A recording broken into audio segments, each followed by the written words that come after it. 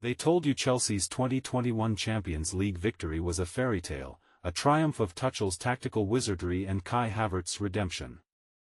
They spun a narrative of passion, grit, and pure footballing destiny.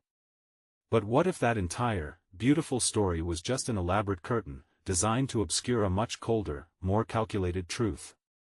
We're led to believe this was a classic underdog tale, Chelsea rising from the ashes of Frank Lampard's reign, a mid-season managerial switch, and a squad many deemed incomplete. A team finding its footing, battling against the financial might and tactical genius of Pep Guardiola's Manchester City, a side that seemed destined for European glory. But look closer. Did any part of it feel too perfect? Too neatly packaged? What if the chaos, the drama, the sudden surge of form, were not organic manifestations of sporting spirit, but carefully orchestrated beats in a much grander symphony?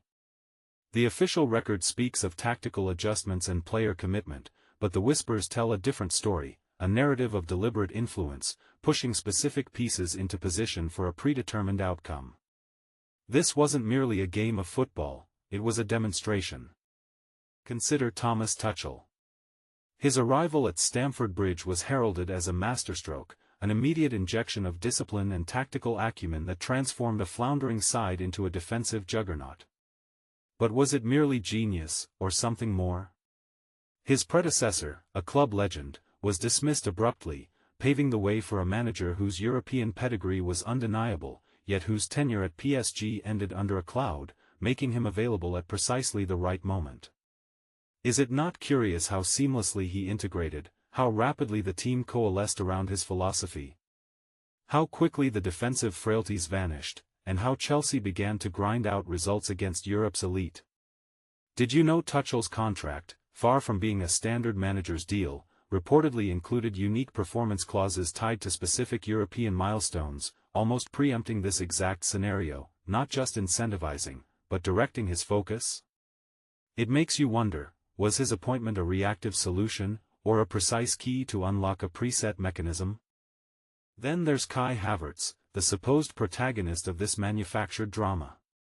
A prodigious talent, yet one who struggled immensely in his debut season, a player whose record transfer fee weighed heavily on his shoulders. He was often criticized, almost a scapegoat, for Chelsea's attacking inefficiencies. Yet, in the most crucial moment, the Champions League final, he delivered the one, decisive, utterly clinical goal. Not a scramble, not a deflection, but a perfectly timed run, an exquisite touch, and an empty net finish.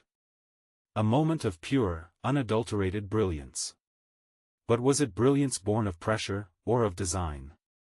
Few remember that Havertz's final weeks before the UCL final saw him undergo an intensive, bespoke psychological regimen, designed not just for performance, but for absolute mental singular focus on a decisive moment, a program that seemingly primed him, like a carefully calibrated instrument, for that exact 69th minute.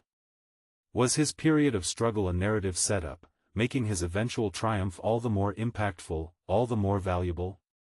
And what of Manchester City? The formidable, seemingly invincible machine of Pep Guardiola. A team that had swept aside almost all before them, boasting an embarrassment of riches and tactical superiority. Yet, in the final, they faltered. Guardiola's team selection, specifically the decision to play without a recognized defensive midfielder, was widely criticized as a tactical misstep, an uncharacteristic gamble that backfired spectacularly. But was it truly a misstep, or a deliberate softening of the target? A calculated vulnerability exposed at the perfect time? It's rarely mentioned that key personnel within City's analytics department raised red flags about tactical overcomplications weeks before the final, concerns that were reportedly dismissed at the highest levels, almost as if another outcome was desired. Was City's pursuit of European glory merely a part of the larger theatrical production, their role to be the formidable, yet ultimately vanquished, titan in a pre-written script? The perfect foil for a carefully crafted narrative of underdog triumph? So, what truly happened on that night in Porto? What was the real motive behind the Chelsea victory, beyond the trophy itself? It wasn't about a rigged match in the traditional sense, no illicit payments or backroom deals to fix the score. That would be too crude, too easily exposed. The truth is far more insidious, far more unsettling. The entire spectacle, from Tuchel's arrival to Havertz's struggle and eventual, perfect moment, to City's inexplicable tactical errors, was a masterclass in market manipulation and narrative control. This was about elevating specific assets. Havertz, a high-value, struggling young talent, needed a defining moment to justify his price tag and secure his future commercial viability, not just for Chelsea, but for the intricate web of agents, sponsors, and media conglomerates invested in his brand. Tuchel, a top-tier manager, needed a fresh, undeniable European triumph to solidify his standing, to enhance his value in a volatile industry. And Chelsea, a club under intense scrutiny, needed a global narrative of resurgence, of European pedigree reaffirmed, to attract new investment, new sponsorship, and to maintain their elite status in a hyper-competitive financial landscape.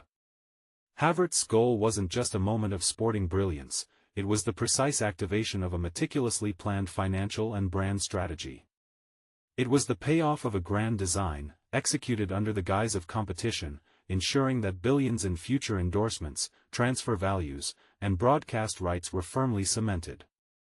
The disgust isn't in corruption, but in the chilling realization that even the most cherished, seemingly pure moments of human achievement in sport can be carefully manufactured, their emotional impact meticulously harvested, serving a cold, calculated agenda far removed from the passion of the game.